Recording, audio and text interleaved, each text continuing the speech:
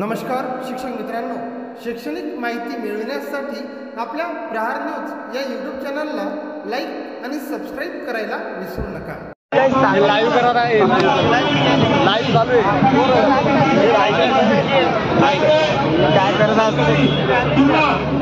काय करत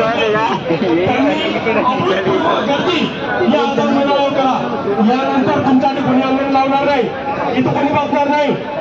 आम्हालाही सुद्धा कामं आहेत, आम्हालाही लेकरं बाळ आहेत, संसार आहे। दररोज बायको भांडायली फोनवर 3 तारखेपासून इथं बसलो, परंतु जे घरी बसलेत त्यांना विनंती आहे की बायकोच्या पत्राखाली बसू नका ना, इथे या। आम्हाला सुद्धा सगळं संसार आहे, तुम्ही तुमच्या बायकोच्या पत्राखाली लपून बसले। आज जर नाही निघाले तर उद्या घरीच्या बसलेत ना, त्या सगळ्यांना बांगड्या पाठवून देऊ। बांगड्या एवढ्या भगिनीला बसल्यात, यांच्या बांगड्या घरी पाठवून देऊ। हे बांगड्या घाला जरा जमणार आमकडे। जर तुम्हाला तुमच्या हक्काचा पगार घ्यायचा तर इथे या, घरी म्हणू नका। व्हॉट्सअपवर तुम्हाला सांगतो 3 तारखेपासून सगळे बंद झालेत, गपचूप बसले।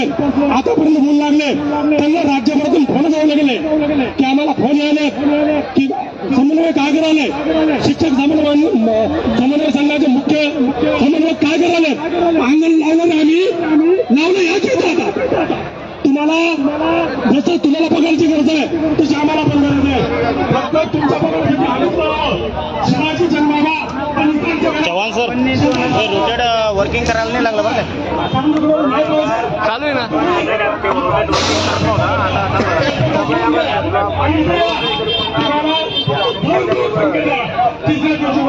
चालू आहे।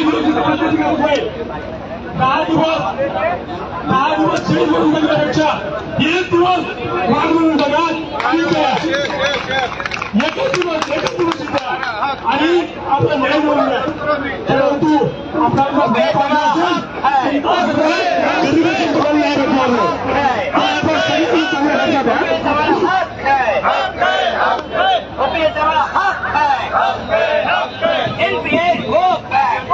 कृपया एकाही बांधवाने या ठिकाणी उठून द्यायचं नाहीये। यानंतर सर्वांना विनंती आहे की आपल्या भगिनी पूनम चौबेजी या आव्हान करणार आहेत आणि सर्वांना विनंती आहे की यांचा व्हिडिओ आपण फेसबुक लाईव्ह करा किंवा आपल्या मोबाईलमध्ये करून जे घरी बसलेले बांधव आहेत त्यांना कळू द्या की या ठिकाणी सुद्धा जे आपल्या पोटाच्या प्रश्नासाठी आलेले बांधव आहेत त्यांची पोट तिडत त्या महिला आपल्या समोर भगिनी मांडणार आहेत। सर्वांनी व्हिडिओ फेसबुक लाईव्ह किंवा व्हिडिओ तयार करून ग्रुप वर टाकायचे आपल्या। नमस्कार। जैसे आंदोलन चालू है तो ये बताने की बात तो होनी ही नहीं चाहिए कि आप यहाँ पर आइए, जिसकी जबकि सर्विस होगी। जैसे मेरी 2005 की है, 2008 से मैं स्कूल में जॉब पर थी, तो आज 20-21 साल हो गए ना, तो 21 साल का 365, 60 के 365 दिन गुणा आप जितने साल आपकी सर्विस को हुई वो आप गुणा करके निकाल लीजिए कि इतने साल हमने फ्री में सर्विस की। क्यों की? जब किसी से भी कहा जाता है यार मैं इतने साल फ्री में नौकरी की, तो प्रश्न यही आता है क्यों किया ये तो हमें भी समझ में नहीं आया। शायद बच्चों के प्यार ने हमसे करवा दिया, क्योंकि एक समय ऐसा भी आया था जब मैं वह स्कूल छोड़ के ग्रांटेड स्कूल में जा रही थी। मुझे ऑफर आया था, मैं निरंतर 10th के बच्चों को पढ़ाती थी, अकेली टीचर थी उस समय, देने के लिए मतलब पैसे भी नहीं थे, खुद का स्कूल था। तो इंग्लिश जो है मेरी बहन जो यहाँ बैठी है वो पढ़ाती थी, ऑल सब्जेक्ट टीचिंग करती थी मैं, ऑल सब्जेक्ट पढ़ा के 100% रिजल्ट देती थी। तो लगातार जब मैंने 5 साल दिया, रिकॉर्ड चेक किया जा सकता है, तब मुझे आरपी तिवारी सर हैं कल्याण के, कई स्कूल है उनके सर, उन्होंने आकर मेरे बाबूजी से कहा ये लड़की बड़ी होशियार है, अच्छा रिजल्ट देती है और मेहनत पे विश्वास रखती है, सर मुझे इस लड़की का कुछ नहीं चाहिए, आप अपनी ये बिटिया मुझे दे दीजिए, मैं अपने विद्यालय में इसे रखता हूँ। मेरे बाबूजी ने, आज वो जीवित नहीं है, उन्होंने रो करके कहा यदि दे दिया तो मेरा स्कूल नहीं चलेगा, मैं इसे दे दिया मेरा स्कूल नहीं चलेगा। तब मैंने आईपी तिवारी सर से कहा यदि मैं अपने पिता की उपेक्षा होती तो उनके कंधे से कंधा देकर उनके साथ चलती, क्या मैं उनके चंद पैसे के लिए उनका साथ छोड़ती? ये मैंने उस समय आईपी तिवारी सर से कहा था है, वो हमारा साथ कैसे छोड़ दिए? उन्हें क्यों समझ में नहीं आई हमारे पेट की भूख? बच्चा रोता है, माँ दूध पिलाती है, हम इतने बच्चे रोते हैं, हमारी सरकार को हमारा रोना क्यों दिखाई नहीं देता? अपने लोग ले हुशार आहे, कोण कहतात ते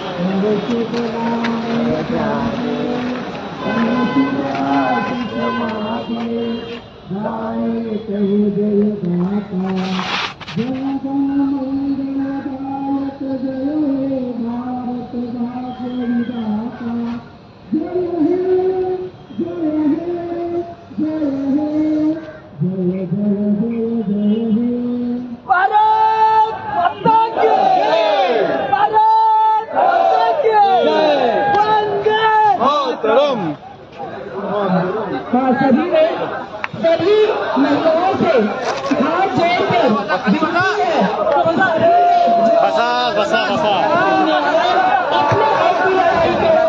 सभी शिक्षकों से, शिक्षकों कर्मचारी से, सभी से गुजारिश है कि सभी लोग कल आजाद मैदान में अपनी अधिक से अधिक उपस्थिति दर्ज कराएं। धन्यवाद। सर्व शिक्षक बांधवांना विनंती आहे, आपला आणखीन कार्यक्रम संपन्न झालेला नाहीये, जागा सोडू नका। आंदोलन आणखीनही संपलेलं नाहीये, जागा कुणीही सोडू नका।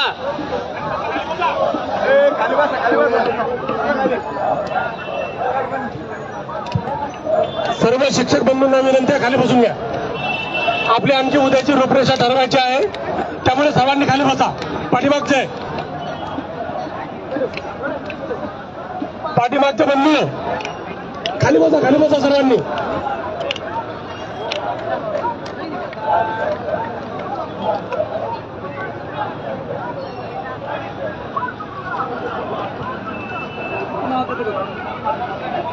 सर्व शिक्षक बंधू भगिनींना विनंती आहे, विनंती करण्याचं काम नसायलाच पाहिजे। सर्वांनी खाली बसावं, आपलं आंदोलन संपलेलं नाही आहे, आजच्या दिवसाचं आंदोलन संपलेलं नाही आहे।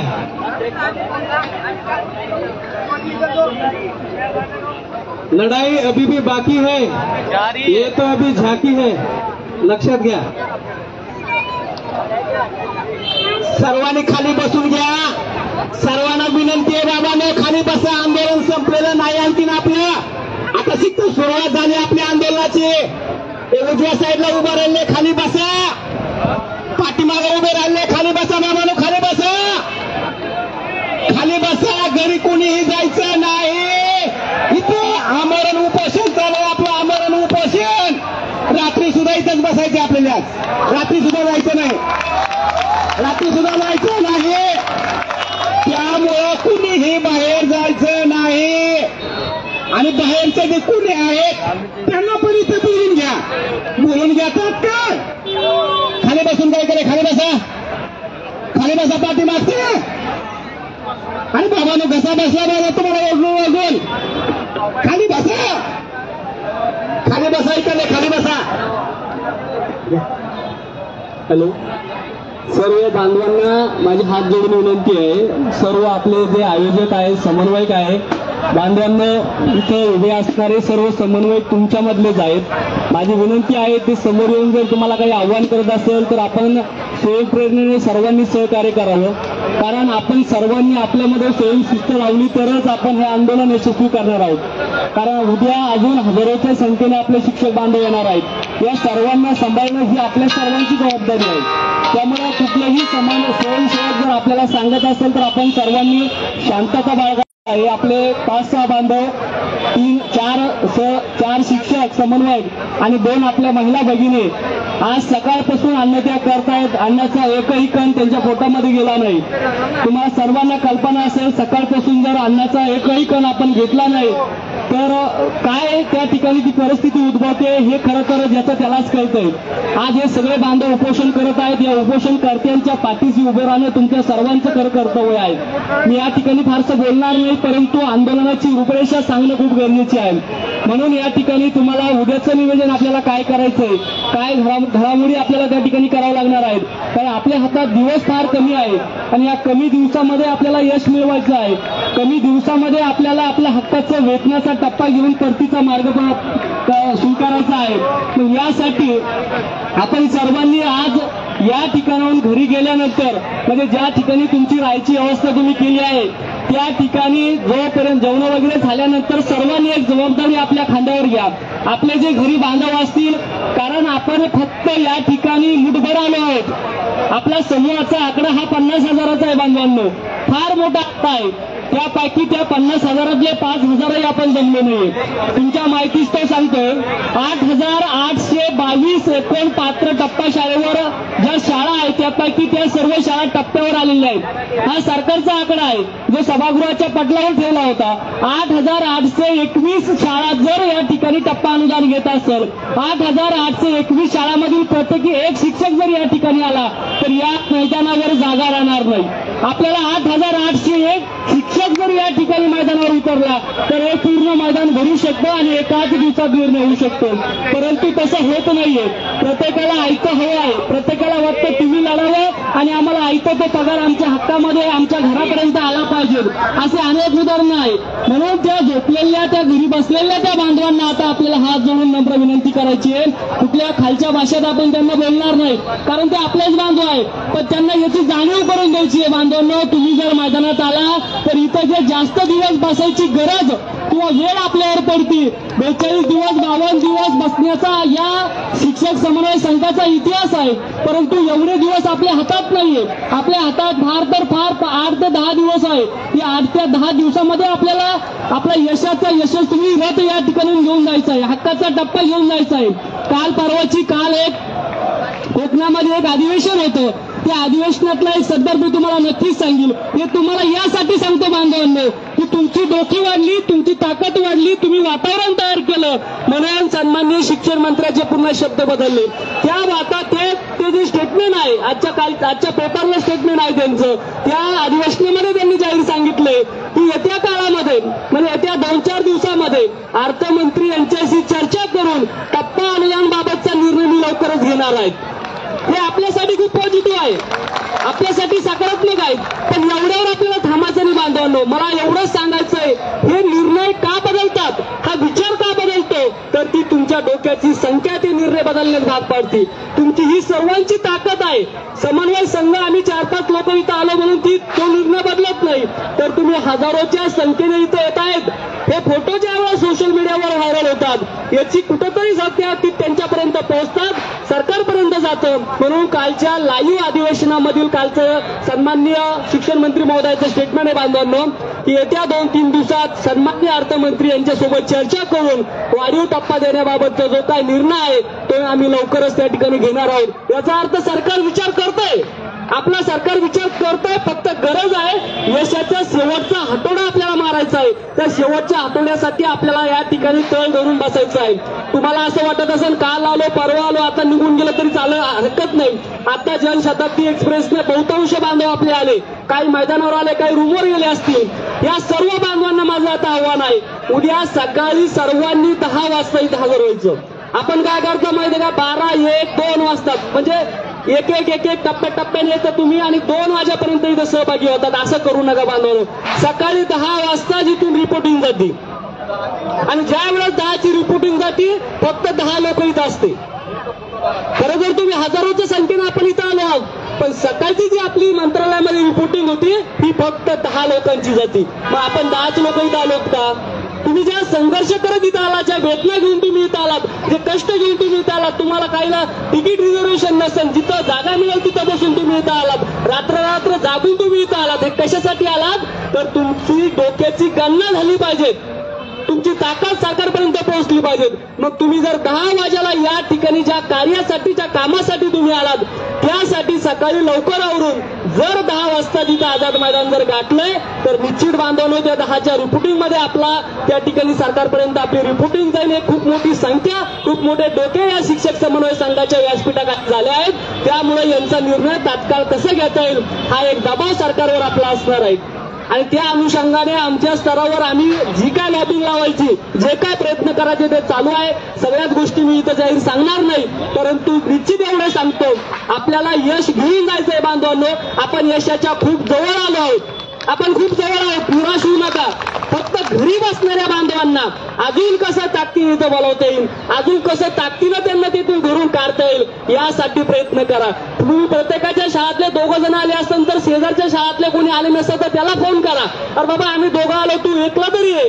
कारण एक जरी आपण जोडला तरी आपला अंक, आपली संख्या ही 8,000च्या पुढे जाते. कारण मी मगाशी आकडा सांगितला, 8,821 एकूण राज्यातल्या टप्पा घेणाऱ्या शाळा आहे. त्यापैकी एक जरी आला ना तर 8,000 लोक इथं जमू शकतात. आणि 8,000 लोक जर इथं एनी टाइम जमले तर त्याच दिवशी आपला निर्णय घेऊन आपण घरी जाऊ शकतो. पण त्यासाठी ते 8,000 जमणं गरजेचं आहे.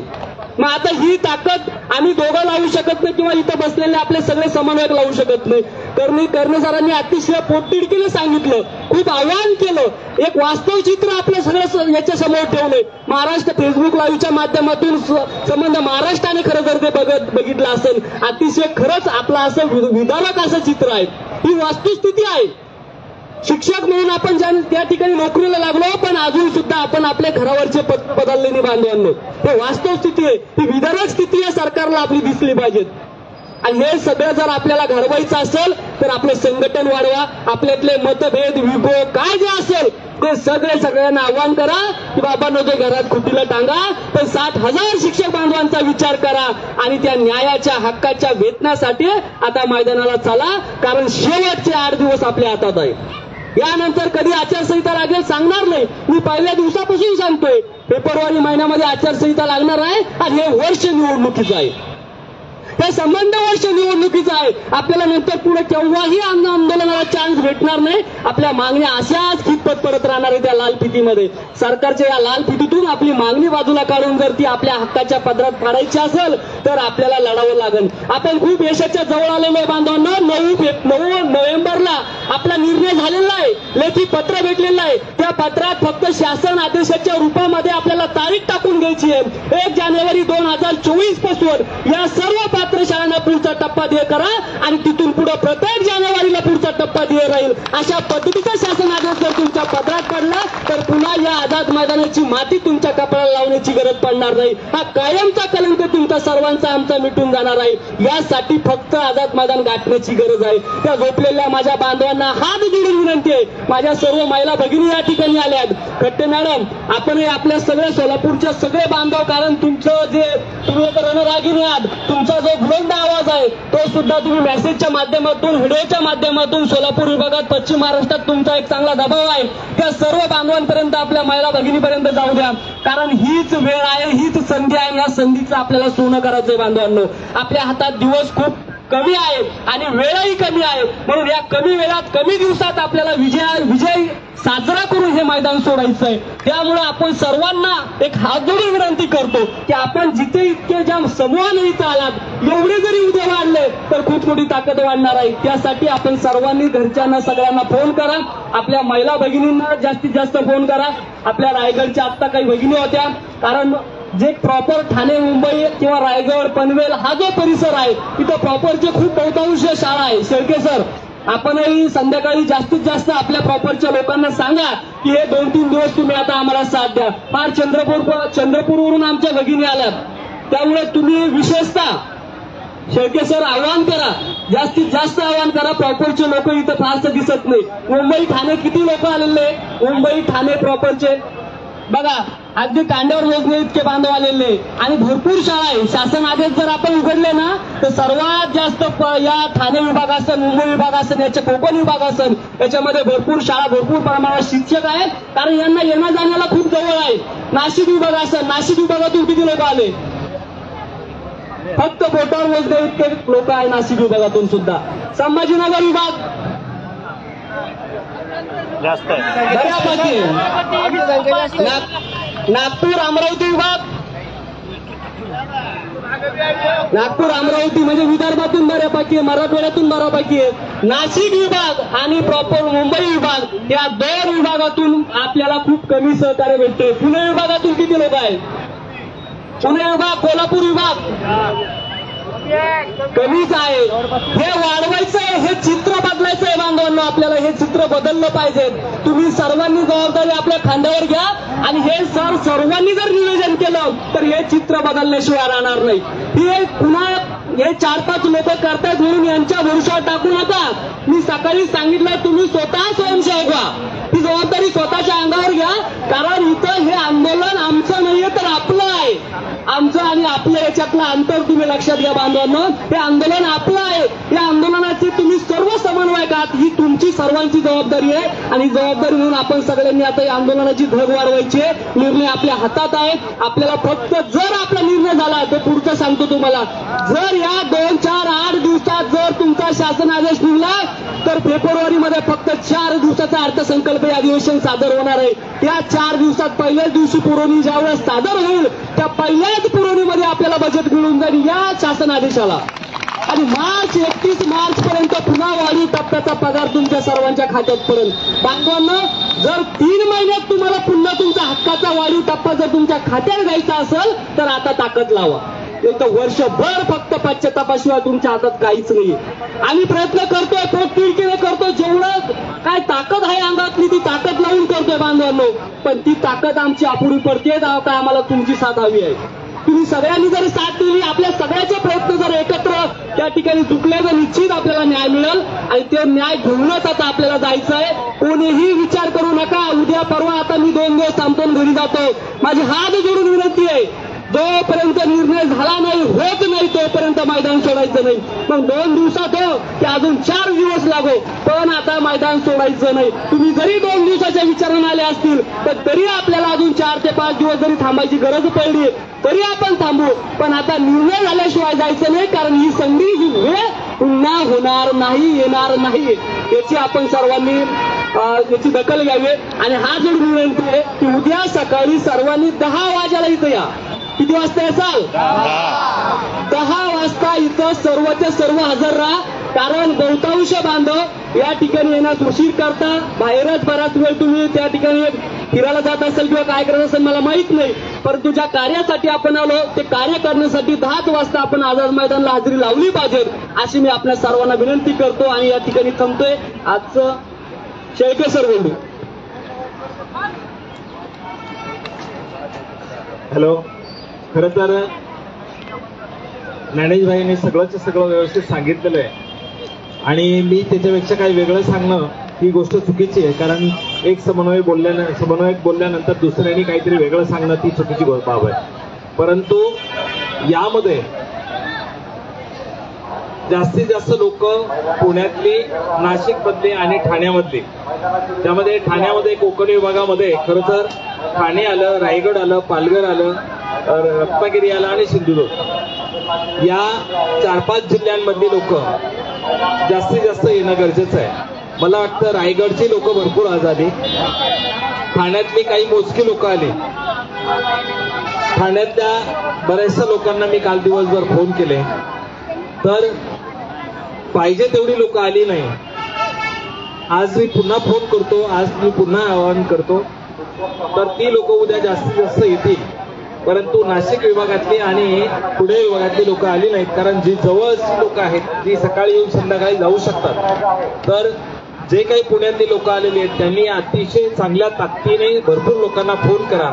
जे नाशिकचे लोक आहेत त्यांनी जास्तीत जास्त लोकांना फोन करा आणि उद्या सकाळी लवकरात लवकर म्हणजे कमीत कमी 10 वाजता, 10च्या पुढे नको आहेत, सर्व लोकांनी इथे या. एवढंच मी तुम्हाला विनंती करतो आणि थांबतो. यानंतर आपण राष्ट्रगीत घेऊ आणि आपल्या आजच्या आंदोलनाची आपण सांगता करू. या आंदोलनाची सांगता, उपोषणाची सांगता राष्ट्र